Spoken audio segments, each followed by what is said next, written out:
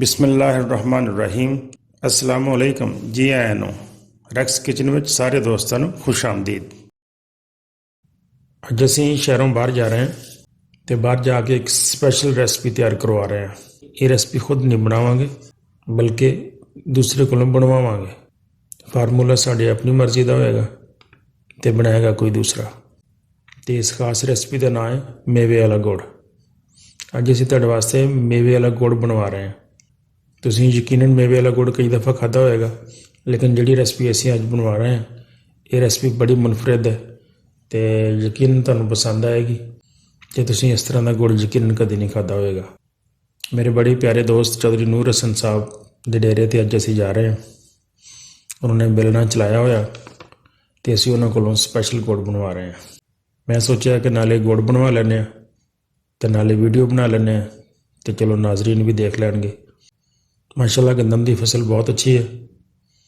अल्लाह रब्बुल इज़्ज़त ज़मींदारां दी फसलों च बरकत पावे। देखो किन्ने सरसब्ज़ खेत है और किन्ने खूबसूरत लगते हैं। असीं तकरीबन चौधरी नूर हसन साहब के डेरे के लागे ही आ गए हैं। कमाद की फसल नज़र आना शुरू हो गई है।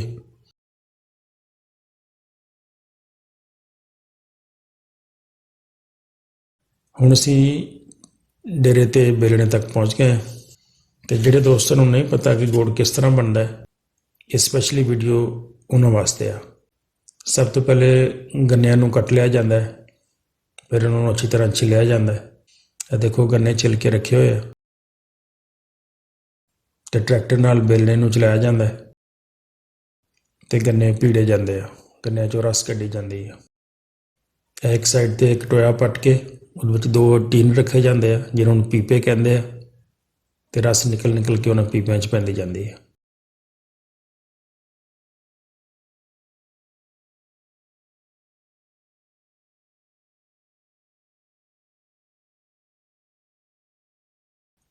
नूर हसन साहब ने साढ़े वास्ते स्पैशल किन्नू मंगवाए तो किन्नुआं दे नाल मिला के सानू स्पैशल गन्नियां दी रस कढ़ के पिलाई है।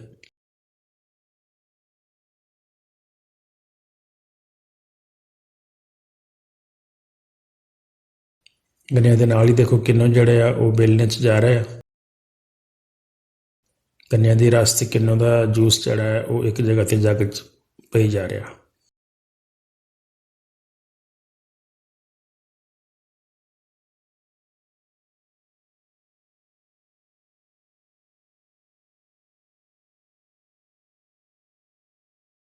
ते इहदे च थोड़ी जी लस्सी शामिल की है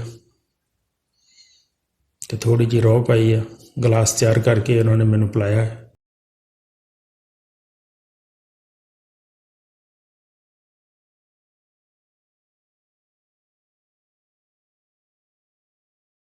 बहुत मज़ा आया।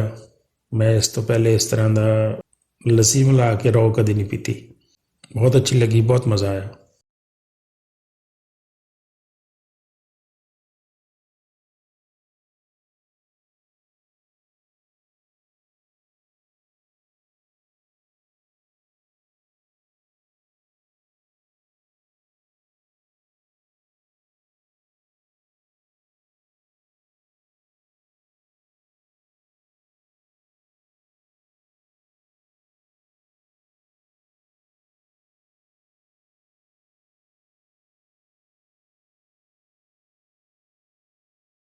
चौधरी नूर हसन साहब ने भी एक गिलास खुद पीता है तो बड़ा इंजॉय किया है।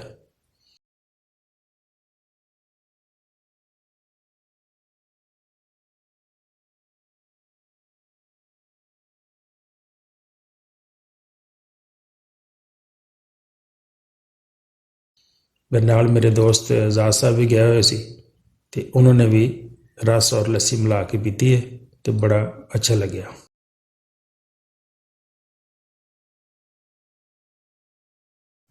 सानू बुलाने तो बाद हाफिज साहब ने भी एक गिलास पीता है। बेलने ते जाके ताज़ा रस कढ़वा के पीने का एक अपना ही मज़ा होंदा है। तो दूसरी साइड ते रस कढ़ाई में पा दी गई है तो चुब्बे च अग भी बाल दी है। जिथे बड़ा सारा कढ़ाया रखा होंदा है उसनों चुब्बा कहते हैं। तो एक साइड ते लुंबी है जिहदे विचों धुआं निकलदा है, एक साइड ते अग जलाई जाती है ਤੇ ਦੂਸਰੀ ਸਾਈਡ ਤੇ ਆ ਜਗ੍ਹਾ ਰੱਖੀ ਹੁੰਦੀ ਹੈ ਜਿੱਥੋਂ ਸੁਆਹ ਵਗੈਰਾ ਕੱਢ ਲਈ ਜਾਂਦੀ ਹੈ। ਅੱਗ ਬਲਦੀ ਜਾ ਰਹੀ ਹੈ ਤੇ ਰਸ ਪੱਕਦੀ ਜਾ ਰਹੀ ਹੈ। ਹੁਣ ਕੱਪੜੇ ਦੀ ਇੱਕ ਪੋਟਲੀ ਬਣਾ ਕੇ ਤੇ ਉਹਦੇ ਵਿੱਚ ਕਾਜ਼ਬਾਨ ਥੋੜ੍ਹਾ ਜਿਹਾ ਪਾ ਕੇ ਤੇ ਉਹ ਕੜਾਹੀ 'ਚ ਸੁੱਟਿਆ ਗਿਆ। ਇਹਦੇ ਨਾਲ ਨਿਖਾਰ ਬਹੁਤ ਅੱਛਾ ਹੁੰਦਾ ਹੈ। ਜਿਹੜੇ ਪੱਤੇ ਵਗੈਰਾ ਗੰਨੇ ਤੋਂ ਲੈਦਾ ਹੁੰਦੇ ਆ, ਛਿਲਕੇ ਵਗੈਰਾ, ਉਹਨੂੰ ਖੋਰੀ ਕਹਿੰਦੇ ਆ ਤੇ ਚੁੱਭੇ ਵਿੱਚ ਉਹ ਖੋਰੀ ਬਾਲੀ ਜਾਂਦੀ ਹੈ। ਤੇ ਗੰਨੇ ਦਾ ਰਸ ਕੱਢਣ ਤੋਂ ਬਾਅਦ ਜਿਹੜੇ ਛਿਲਕੇ ਵਗੈਰਾ ਲੈਦਾ ਉਹ ਬਚ ਜਾਂਦੇ ਆ, ਉਹਨੂੰ ਕਹਿੰਦੇ ਪੱਛੀਆਂ। ਤੇ ਪੱਛੀਆਂ ਨੂੰ ਸੁਕਾ ਕੇ ਉਹ ਵੀ ਵਿੱਚ ਬਾਲੀਆਂ ਜਾਂਦੀਆਂ ਤੇ ਇਸ ਤਰ੍ਹਾਂ ਪੂਰੀ ਪੱਤ ਜਿਹੜੀ ਹੈ ਉਹ ਪੱਕ ਜਾਂਦੀ ਹੈ। ਪੱਤ ਕਾਫੀ ਪੱਕਣੀ ਸ਼ੁਰੂ ਹੋ ਗਈ ਹੈ ਤੇ ਉੱਤੇ ਮੈਲ ਵੀ ਆਉਣਾ ਸ਼ੁਰੂ ਹੋ ਗਈ ਹੈ। ਇਸ ਤਰ੍ਹਾਂ ਆਹਿਸਤਾ ਆਹਿਸਤਾ ਉੱਤੋਂ ਮੈਲ ਉਤਾਰ ਦਿੱਤੀ ਜਾਂਦੀ ਹੈ। ਵਕਫੇ ਵਕਫੇ ਨਾਲ ਇਹ ਮੈਲ ਸਾਰੀ ਉਤਾਰੀ ਜਾਂਦੀ ਹੈ ਉੱਤੋਂ। ਜਿੰਨਾ ਚਿਰ ਪੱਤ ਦੇ ਉੱਤੇ ਮੈਲ ਆਉਂਦੀ ਰਹਿੰਦੀ ਹੈ ਉਨਾ ਚਿਰ ਇਹ ਮੈਲ ਉਤਾਰੀ ਜਾਂਦੀ ਹੈ। 4-5 ਪੀਪੇ ਜਾਂ ਟੀਨ ਇਸ ਕੜਾਹੀ 'ਚ ਪੈ ਜਾਂਦੇ ਆ ਤੇ ਉਹਨੂੰ ਪੱਤ ਕਹਿੰਦੇ ਆ। ਇਹ ਪੱਤ 4 ਪੀਪਿਆਂ ਦੀ ਵੀ ਹੁੰਦੀ ਹੈ ਤੇ 5 ਪੀਪਿਆਂ ਦੀ ਵੀ ਹੁੰਦੀ ਹੈ ਤੇ ਤਕਰੀਬਨ 15-16 ਕਿਲੋ ਗੁੜ ਇਹਦੇ 'ਚੋਂ ਬਣ ਜਾਂਦਾ ਹੈ। ਜਿਨ੍ਹਾਂ ਦੋਸਤਾਂ ਨੇ ਮੇਰੇ ਚੈਨਲ ਨੂੰ ਅਜੇ ਤੱਕ ਸਬਸਕ੍ਰਾਈਬ ਨਹੀਂ ਕੀਤਾ ਤਾਂ ਬੜਾ ਮਿਹਰਬਾਨੀ ਉਹ ਜ਼ਰੂਰ ਸਬਸਕ੍ਰਾਈਬ ਕਰ ਲੈਣ। ਸਬਸਕ੍ਰਾਈਬ ਕਰਨ ਦਾ ਤੁਹਾਨੂੰ ਬਿਲਕੁਲ ਨੁਕਸਾਨ ਨਹੀਂ ਹੋਣਾ, ਬਹਰਹਾਲ ਮੇਰੀ ਹੌਸਲਾ ਅਫਜ਼ਾਈ ਹੁੰਦੀ ਹੈ ਅਤੇ ਮੈਨੂੰ ਫਾਇਦਾ ਵੀ ਹੁੰਦਾ ਹੈ। ਪੱਤ ਅੱਛੀ ਤਰ੍ਹਾਂ ਬੋਇਲ ਹੋਣਾ ਸ਼ੁਰੂ ਹੋ ਗਈ ਹੈ ਅਤੇ ਉੱਤੋਂ ਮੈਲ ਉਤਾਰੀ ਜਾ ਰਹੀ ਹੈ। ਜਿਸ ਤਰ੍ਹਾਂ ਮੈਲ ਆਉਂਦੀ ਜਾਏਗੀ ਉਸੇ ਤਰ੍ਹਾਂ ਹੀ ਮੈਲ ਨੂੰ ਥੋੜ੍ਹਾ ਥੋੜ੍ਹਾ ਕਰਕੇ ਉਤਾਰਿਆ ਜਾਏਗਾ। ਹੁਣ ਥੋੜ੍ਹਾ ਜਿਹਾ ਮਿੱਠਾ ਸੋਡਾ ਲੈਦਾ ਪਾਣੀ 'ਚ ਸ਼ਾਮਿਲ ਕਰਕੇ ਅਤੇ ਉਹਨੂੰ ਵੀ ਪਾਇਆ ਜਾਏਗਾ ਤਾਂ ਕਿ ਪੱਤ ਨੂੰ ਮਜ਼ੀਦ ਨਿਖਾਰਿਆ ਜਾ ਸਕੇ।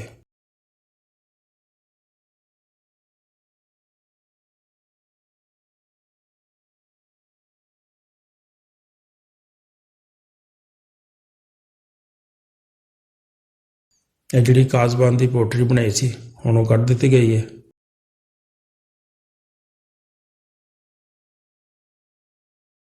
ਅਤੇ ਹੁਣ ਇੱਕ ਛੋਟੀ ਜਿਹੀ ਡਲੀ ਰੰਗੂਲੇਟ ਦੀ ਪਾਈ ਹੈ, ਜਿਹਨੂੰ ਰੰਗ ਕਾਟ ਵੀ ਕਹਿੰਦੇ ਆ। ਇਹਦੇ ਨਾਲ ਗੁੜ ਦਾ ਰੰਗ ਸਫੈਦ ਹੋ ਜਾਂਦਾ ਹੈ ਅਤੇ ਇਹ ਬਹੁਤ ਜ਼ਿਆਦਾ ਨਹੀਂ ਪਾਉਣਾ ਚਾਹੀਦਾ। ਅਸੀਂ ਦੇਖੋ ਬਿਲਕੁਲ ਛੋਟੀ ਜਿਹੀ ਡਲੀ ਹੈ, 10-12-15 ਗ੍ਰਾਮ ਮੈਕਸੀਮਮ ਹੋਏਗਾ। ਅਗਰ ਇਹ ਜ਼ਿਆਦਾ ਪਾ ਲਿਆ ਜਾਵੇ ਤਾਂ ਗੁੜ ਦਾ ਜ਼ਾਇਕਾ ਖਰਾਬ ਹੋ ਜਾਂਦਾ ਹੈ, ਲੇਕਿਨ ਰੰਗਤ ਬਹੁਤ ਸਫੈਦ ਹੋ ਜਾਂਦੀ ਹੈ, ਦੇਖਣ ਨੂੰ ਬਹੁਤ ਖੂਬਸੂਰਤ ਲੱਗਦਾ ਹੈ।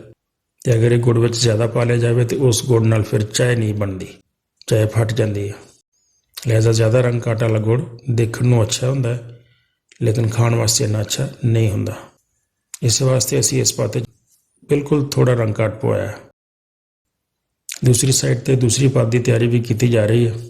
ਟਰੈਕਟਰ ਸਟਾਰਟ ਹੈ, ਬੇਲਣਾ ਚੱਲ ਰਿਹਾ ਹੈ ਅਤੇ ਮਜ਼ੀਦ ਰਸ ਕੱਢੀ ਜਾ ਰਹੀ ਹੈ।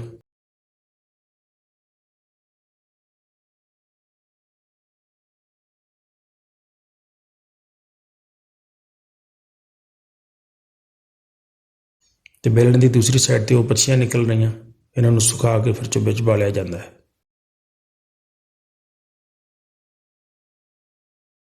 ਮਾਸ਼ਾਅੱਲਾ ਬੜੀ ਖੂਬਸੂਰਤ ਪੱਤ ਤਿਆਰ ਹੋ ਗਈ ਹੈ। ਕਿੰਨਾ ਪਿਆਰਾ ਕਲਰ ਹੈ ਦੇਖੋ।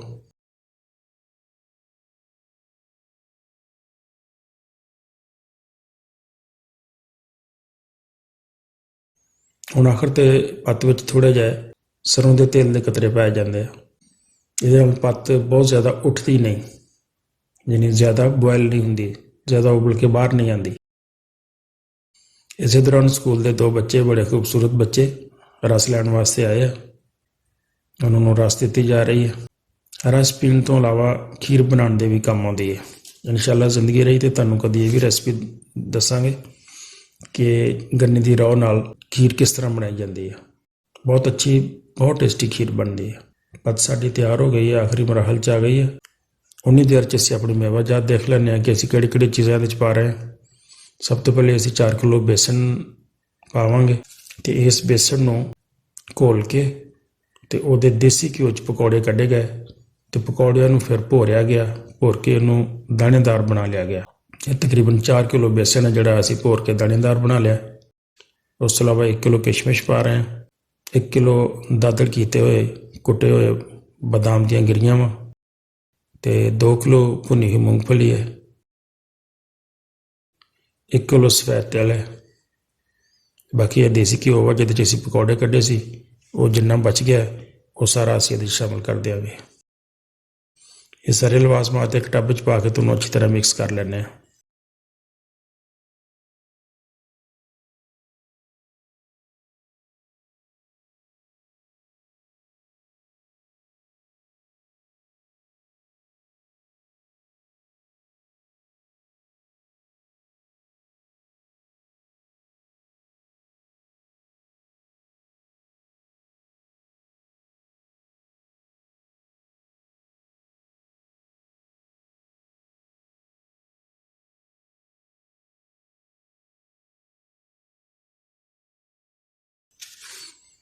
ਪੱਤ ਤਿਆਰ ਹੋ ਗਈ ਹੈ।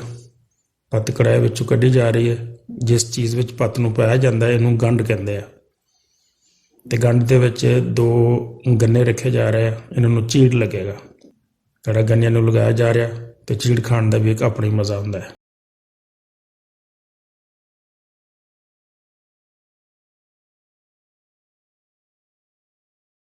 ਹੁਣ ਸਾਰੇ ਮਿਕਸ ਕੀਤੇ ਹੋਏ ਮੇਵਾਜਾਤ ਜਿਹੜੇ ਆ ਉਹ ਅਸੀਂ ਗੰਢ ਵਿੱਚ ਪਾ ਦਿਆਂਗੇ ਤੇ ਪੱਤ ਨੂੰ ਅੱਛੀ ਤਰ੍ਹਾਂ ਮਿਕਸ ਕਰ ਦੇਣਾ।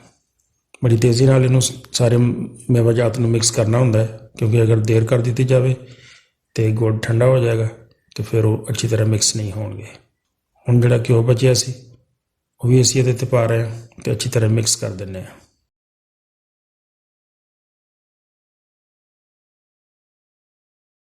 ਅੱਛੀ ਤਰ੍ਹਾਂ ਮਿਕਸ ਕਰ ਦਿੱਤਾ ਗਿਆ ਹੈ। ਹੁਣ ਇਹਨੂੰ ਥੋੜ੍ਹੀ ਦੇਰ ਠੰਡਾ ਹੋਣ ਦਾ ਇੰਤਜ਼ਾਰ ਕੀਤਾ ਜਾਏਗਾ।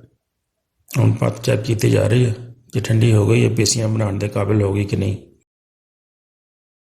ਪੱਤ ਠੰਡੀ ਹੋ ਗਈ ਹੈ। ਹੁਣ ਇਹਦੀਆਂ ਛੋਟੀਆਂ ਛੋਟੀਆਂ ਗੁੜ ਦੀਆਂ ਪੇਸੀਆਂ ਬਣਾਈਆਂ ਜਾਣਗੀਆਂ। ਸਾਰੇ ਗੁੜ ਦੀਆਂ ਇਸੇ ਤਰ੍ਹਾਂ ਪੇਸੀਆਂ ਬਣਾ ਲਈਆਂ ਜਾਂਦੀਆਂ ਤੇ ਗੁੜ ਦੀਆਂ ਪੇਸੀਆਂ ਤਕਰੀਬਨ 15-20 ਮਿੰਟ 'ਚ ਠੰਡੀਆਂ ਹੋ ਜਾਂਦੀਆਂ ਤੇ ਬਿਲਕੁਲ ਖਾਣ ਦੇ ਕਾਬਿਲ ਹੋ ਜਾਂਦੀਆਂ। ਸਾਰਾ ਗੁੜ ਇਸੇ ਤਰ੍ਹਾਂ ਤਿਆਰ ਕਰ ਲਿਆ ਜਾਂਦਾ ਹੈ। ਤੇ ਅਗਰ ਤੁਸੀਂ ਪੱਤ ਨੂੰ ਗੰਢ ਵਿੱਚ ਪਾਉਣ ਤੋਂ ਬਾਅਦ ਮੇਵਾਜਾਤ ਨਾ ਪਾਓ ਤੇ ਉਹਦੀਆਂ ਸਾਦੀਆਂ ਹੀ ਪੇਸੀਆਂ ਬਣਾ ਲਓ ਤੇ ਉਹ ਸਾਦਾ ਗੁੜ ਬਣ ਜਾਂਦਾ ਹੈ। ਬਹੁਤ ਮਜ਼ੇਦਾਰ ਸਾਡਾ ਗੁੜ ਤਿਆਰ ਹੋਇਆ ਹੈ। ਸਾਦਾ ਗੁੜ ਵੀ ਤਿਆਰ ਹੋ ਗਿਆ ਤੇ ਮੇਵੇ ਵਾਲਾ ਗੁੜ ਵੀ ਤਿਆਰ ਹੋ ਗਿਆ। ਮੇਰੀ ਵੀਡੀਓ ਯਕੀਨਨ ਤੁਹਾਨੂੰ ਪਸੰਦ ਆਈ ਹੋਏਗੀ। ਵੀਡੀਓ ਅੱਛੀ ਲੱਗੀ ਹੋਵੇ ਤਾਂ ਦੋਸਤਾਂ ਨਾਲ ਜ਼ਰੂਰ ਸ਼ੇਅਰ ਕਰਿਓ, ਨਾਲੇ ਲਾਈਕ ਕਰਿਓ ਤੇ ਚੈਨਲ ਨੂੰ ਸਬਸਕ੍ਰਾਈਬ ਜ਼ਰੂਰ ਕਰ ਦਿਓ। ਵੀਡੀਓ ਪੂਰੀ ਦੇਖਣ ਦਾ ਬਹੁਤ ਸ਼ੁਕਰੀਆ। अस्सलाम वालेकुम।